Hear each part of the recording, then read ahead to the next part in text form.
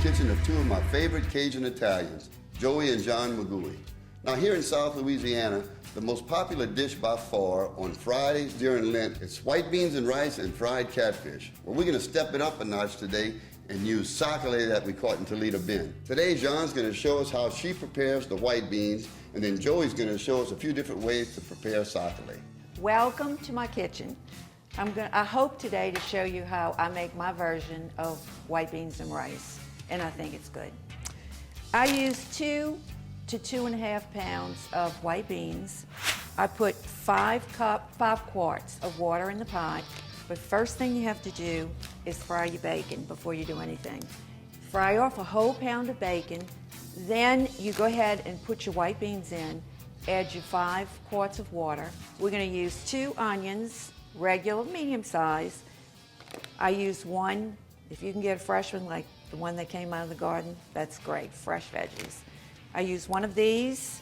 I would say about 3 stalks of celery. If you're gonna use purple garlic, make sure you don't use a whole lot. I would say this would be enough for the 2.5 to 3 pounds of beans. Now the white garlic, you're gonna use more because this is a stronger one. Once you get all that in the pot, bring it up to a boil, then you're gonna add your salt meat. Throw in a bay leaf. I use 1 bay leaf. I use fresh parsley. And I let that cook. And I test it about every 30 minutes, stir it up. And then you can go about your business. Come back in about 45 minutes, roll it around, and you will know if the bean is cooked. It'll start getting creamy looking. It'll change from that hard bean stage to smooth look. When that happens, cut up your sausage. I like to use the smoked sausage. I use a mild. I have grandsons, grandchildren, granddaughters. I don't want to forget my granddaughters. A lot of them do not like the hot. So the mild I cut up into smaller slices to differentiate between the hot and the mild. Throw it in there toward the end when your beans are almost cooked. And let that cook down, I would say no more than 20 minutes. Turn off the pot and forget it. It's delicious. You'll enjoy it. We're going to start first of all with the pot of grease, because to me that's the most important thing in frying fish, and especially when you go way up with Tony up to Toledo Bend and come back with some of those big sac-au-lait, you certainly don't want to ruin them. What I've done is I put in a regular old fry pot, I use a plate on the bottom. It takes a little longer to heat the grease up, but it keeps the bottom from burning. Don't ever put a piece of fish in hot grease unless it is at least 350, somewhere between 350, 360, 375. Perfect temperature for frying. Most people fillet their fish, whether it's catfish, fresh sac-au-lait, perch, speckled trout, or whatever. Personally, I like them, what we call on the hoof, butterflied sac-au-lait. In the butterflied sac-au-lait, you take the fish and you go along his bone right back down to his bone right here, and along these little bones right back down to his bone. And you can see how it sort of butterflies like you do a shrimp. What I'll do is I'll show you right here how to do this. Very simple. Make sure that your fillet knife is sharp. You come right in here and you cut it all the way down those small bones until you feel right there it going to his backbone.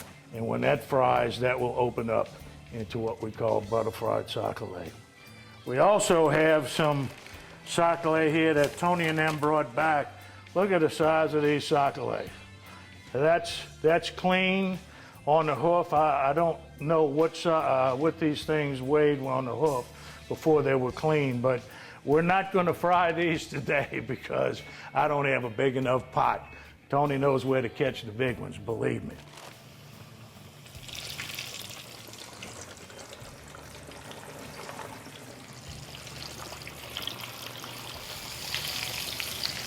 We're just turning the fish over. If you notice, I don't really have a deep fry pot.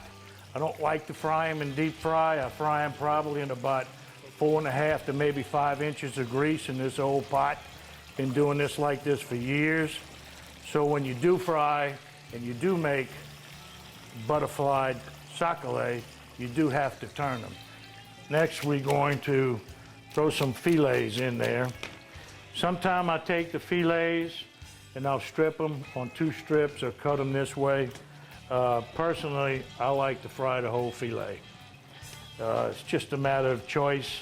Doesn't make any difference. The important thing is that you never overload your hot grease with more fillets than the fish and then the grease can handle. It ruins your grease. Your fish are not crispy and they become soft and greasy. Notice how the fillets separate just like they do with breaded fantail shrimp.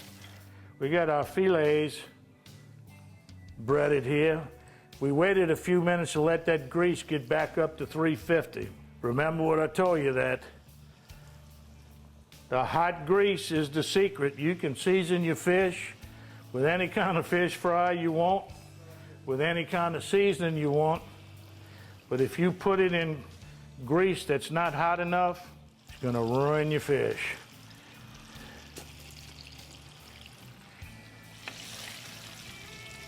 Here's our fillets coming out. Let them drain. Put them on some paper towels.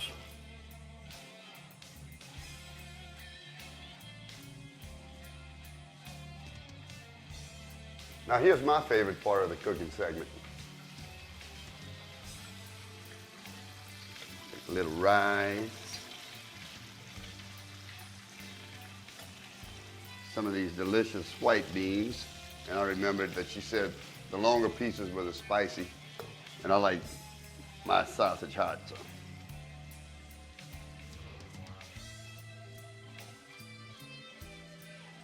And I'm gonna get one of these butterflied sac-au-lait. First time I try them, but they look delicious. Okay, so we have some of John Magooey's famous white beans, some of Joey Magooey's famous fried sac-au-lait, butterflied and filleted.